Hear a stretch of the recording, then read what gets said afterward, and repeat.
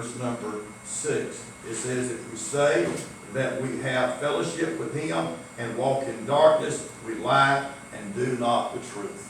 So we have fellowship how? With the Father. When I got saved, I've got fellowship with the Lord Jesus Christ. I've got fellowship with God. The third one. You're not bothering me. I didn't know if you were standing up and going to walk out and stomp out. I hadn't had anybody stomp. I hadn't had nobody stomp out in the middle of it. No, I knew you. So there is what? Relationship. There's fellowship. The third ship. Notice verse number 4. Worship. If you got a relationship that is real and fellowship that is right, then you can have worship that's rich. Two things. It's progressive. You can't have worship if you don't have fellowship. You can't have fellowship if you don't have relationship.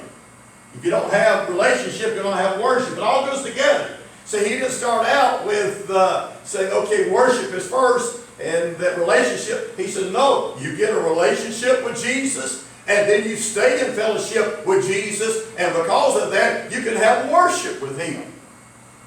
Then that worship is personal.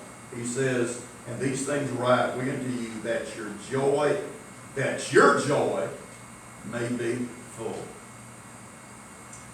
Somebody says, explain worship. I can't explain worship. I can't explain true Bible worship.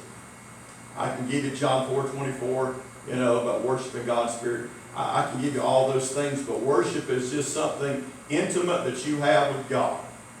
And it is a special time that you can have with God. Now you can do that when they're singing.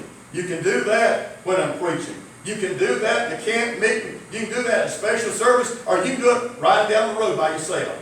You can do it at the house when nobody's around. Worship is something that there can be people there, the church can be there, or the church doesn't have to be there. But it is a one-on-one experience. That's the reason somebody said, well, I tell you what, you get my favorite singers, I'll worship. You get my favorite preacher, I'll worship. You let him preach my favorite message, I'll worship. I doubt it. Because worship is not any of those things. Worship is me and him. Yeah. And that can be me and him, and they don't have to be singing my favorite song. They don't have to be preaching my favorite preacher, or preaching for my favorite text, or this or that, or things don't have to be good. My world can be caving around me. Job, you know what?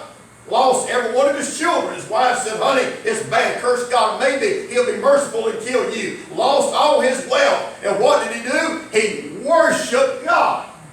He didn't worship because everything was good. Everything was bad. But worship is a personal, one-on-one thing with you and God. And it's because there's a relationship. And it's because there is fellowship with him. There's nothing like worshiping God. Everybody's different. Some people will cry. Some people just inside just feel like they're jumping up and down inside. Some of us literally jump up and down. Some of us may make a lap or run around the building or hoop or holler or this or that. Worship can be quiet. Worship can be loud. Worship can be a lot of things. But worship is going to be that one-on-one. Here's what worship is. Worship is when he becomes everything to you. See, he can become everything to you when the world's crashing. Or he can become everything to you when everything's great.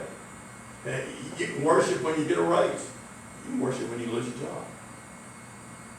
And he says that you'll have joy. You notice he didn't say happiness? Because happiness does depend. Happiness is, we finally got our stimulus. I have been stimulated. It finally showed up in my bank account. So I'm happy. But I had joy all the time. But it took the check to make me happy. But joy was there when the check wasn't there. When you write, the Apostle Paul writes a book from prison, and there wasn't color TV, and there wasn't a gym, and he wasn't working out, and he couldn't put what special meal he wanted. It was bad, and he wrote a joy letter because he had joy, not because of circumstances, but because of Jesus. And so, 1 John, he says, make sure you get a real relationship. Make sure that your fellowship stays right. And then your worship can be rich. Okay? All right. Well, next week, move along a little bit further in the book of 1 John. All right. Let's remember to pray one for the other. remember to let people know what the plans are for Sunday and the schedule coming out. So encourage people. I know everybody's leery, and I know how it is, and it's going to be a gradual process, but let's encourage everybody to you step out by faith and do what, if they're scared, I understand, but at least they can pray. So let's, anyway, look forward to Sunday, Mother's Day, and special day, and we'll see what God has for us on that day.